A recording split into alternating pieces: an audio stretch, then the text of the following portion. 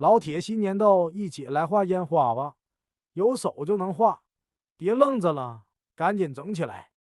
第一步，底色随便整点黄色。第二步，用金贵的手指抹一抹。第三步，上面涂上黑色。第四步，手指别闲着，再把黑色抹一抹。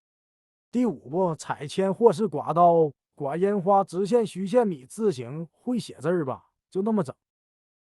第六步，刮刀局部刮上点白色米字形的，这就基本整完了。最后用指甲油、眼影、散光啫喱啥的涂上点。我知道你平时出门戴口罩也用不上。